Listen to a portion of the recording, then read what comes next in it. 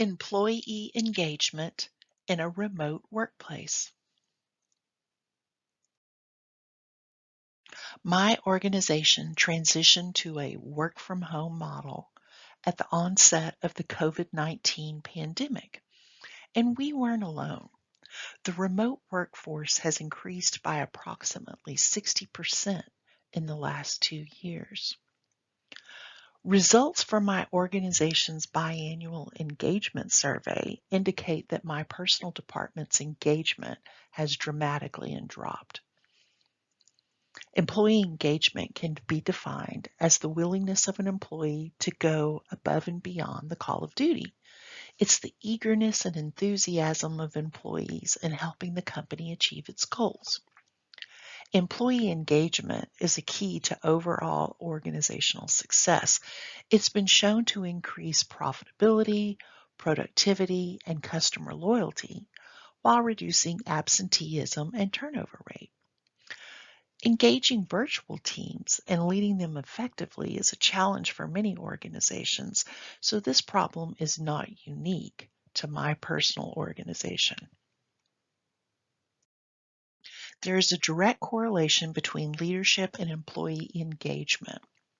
Virtual leadership requires a different set of skills from face-to-face leadership, but the transformational leadership approach is most appropriate for the remote workforce. Transformational leadership is represented by inspirational motivation, idealized influence, intellectual stimulation, and employee consideration. Since transformational leaders inspire and lead by example, it can be challenging for these leaders to be effective in a virtual workplace. So even though transformational leaders may be the most effective when leading virtual teams, they still need to modify their approaches to successfully engage employees. There aren't any legal considerations when examining decreased employee engagement, but there are ethical ones. Creating an environment where employees are free to share ideas without judgment is an ethical baseline. Trust enables employees to be productive and enjoy their job, and this feeling of trust is an important component of virtual teams. Because trust is a necessary precondition for success and comfort at work, enhancing trust is an important component of ethical remote work management. Without establishing trust among teams, leader motivation efforts will not have a strong impact on the team's engagement. And since social exchanges are brief in virtual teams, a leader needs to again establish trust. Personally, I think communication is one of the key things that affect employee engagement. At least it does for me. Leaders must communicate openly with employees to show respect and support to gain employee engagement. In a virtual environment, leaders must learn to check in versus check up on employees. Again, it's all about how you communicate. And frequent communication prevents feelings of isolation among remote employees. But even though that can help prevent feelings of isolation, I also think it's important not to bombard employees with communication, emails, text messages, chats. All of that can become overwhelming if it's just thrown at you at once. So there's a real fine line in how often to communicate with an employee. And really, it probably comes down to the employee's personal preference. So that's why it's so important as a leader to know your employees as individuals. And one way of communicating with an individual doesn't necessarily apply to everyone.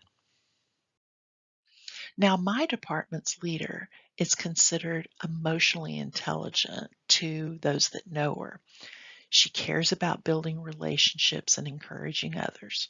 She has an empathetic perspective and a real team building spirit. She openly shows her emotions and offers emotional support to her followers. So, why is it that a leader that is so emotionally intelligent doesn't have a fully engaged workforce? Well, that's because, especially in a virtual environment, it may be hard to express your emotional intelligence.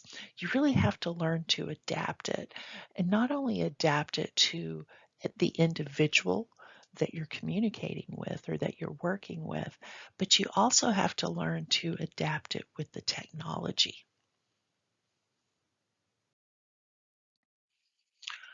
Dysfunctional conflict definitely damages employee engagement. And one source of conflict among virtual teams is the absence of established norms and guidelines around communication. Virtual meetings provide less time for personal conversations and chit chat that help create those close relationships and bonds that an effective and productive team must nurture. Digital communication also fails to provide context and nuance, and that can lead to miscommunication, which in turn often leads to conflict. So there is a direct correlation between conflict and virtual environments and conflict to decreased employee engagement. So now that we've examined different reasons for decreased employee engagement, especially with a remote workforce, it's time to examine recommendations for turning that engagement around. The first recommendation is to manage by results rather than by input or checking up on employees. That could be thought of as virtually micromanaging. So leaders have to kind of adjust how they're checking in with people. Wait to see the result versus how an employee spends every minute of their day. Next, leaders should assess challenges of remote work, like accessibility, performance, culture, work life balance, and ask employees for suggestions on how to resolve these challenges. So, while there may not be a single solution that fits everyone, it's important to at least be aware of these challenges and to seek information. Next, you want to allow people to control their own visibility. It may seem small, it may seem petty, but it's an important part of engaging a virtual workforce. Some people aren't comfortable with always being on. They don't like their camera on, they may not like their mic on. And so allowing them to be comfortable in their work environment, allowing them to virtually maybe hide, um, actually, while it doesn't sound like it would be very engaging, it is for those that prefer to be off. Maybe they're not comfortable being in the spotlight. Maybe they're not comfortable with the technology. You should allow for that. Allow them some flexibility there. And that goes hand in hand with allowing groups to establish their own communication and remote work norms. When a remote team is first formed, or when an existing team goes remote, it's important that they lay down the ground rules. How are they going to work? How are they going to communicate? When is it okay to reach out and communicate, like via text message or emails? And what should the response times be? What should you anticipate or expect in these types of interactions? So it's really important that everyone establish their norms and not impose their own preferences on everyone in the team. It's also important for leaders to allow time for teams to build trust and recognize that team member availability is predictive of trust in virtual teams. And last but not least, um, keep employees engaged in their work by reinforcing their shared purpose. And that's good advice for any type of team, any type of group. It doesn't have to be a remote team, but it's especially important for a remote team to rally the troops around a common goal, a shared purpose. It's really important to help keep that team cohesive. So now I want to reflect on the simulation exercise that we all engaged in during this course. And I thought that the premise and the pace of the simulation, which was a crisis situation, was really realistic. It was fast paced. Um, People were approaching the leader, which is the player of the game, at the right time with the right questions. It all seemed very realistic. And the interactions with other people seemed authentic. Um, these people all seem to kind of come from different perspectives. They all had different agendas, but that's normal. So that felt very realistic as well. But I thought it would have even been more realistic, more relevant if the game had allowed the leader to gather personnel together in a war room to openly share information and ideas, because that's personally what I would do. Um, I would prefer to physically surround myself with people that have different perspectives and skill sets and even come from different areas of the organization, because everybody brings a unique perspective. And I think that's a better way of generating ideas and preventing a leader from misstepping, especially during a crisis. And this war room mentality is something that I don't think should only be applied to a crisis situation. It's a great technique to use for any problem that requires creative thinking or an exhaustive list of options. Now, before wrapping things up, I wanted to talk about how to lead through innovation. Engaged employees show more creativity and innovation and apply creative energy to their work.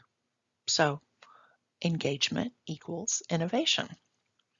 Now, innovation is the process of engaging in behaviors designed to generate and implement new ideas, processes, products, and service. And innovation is directly related to having a competitive advantage, and an engaged staff is more likely to innovate. Companies that fail to innovate, they become obsolete.